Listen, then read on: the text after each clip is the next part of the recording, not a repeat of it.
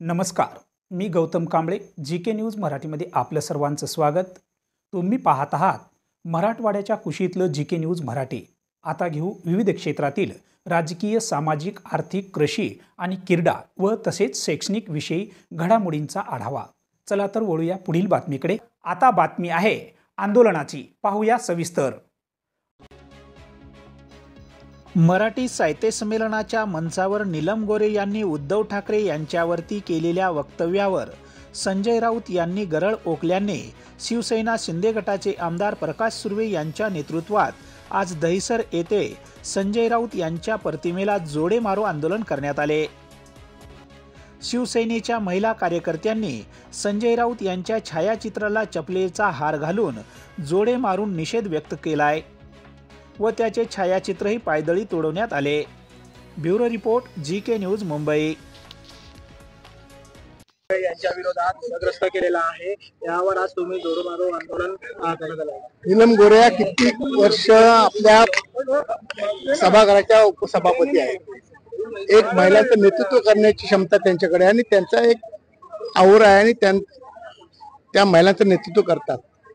आणि एवढ्या चांगल्या मोठ्या पोस्टवर असणाऱ्या महिलाबद्दल अशी विधानं संजय राऊतला करणं हे अशोभनीय आहे. त्याचा मी जाहीर निषेध करतो.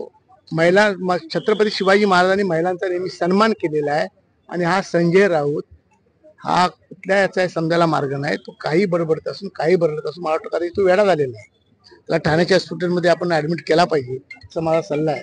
आणि त्याला इशारा देऊ इच्छितो, पुन्हा जर असं काही त्यांनी केलं तर माझ्या मतदारसंघामध्ये आला तर त्याला आम्ही काळाफाट्याशिवाय राहणार.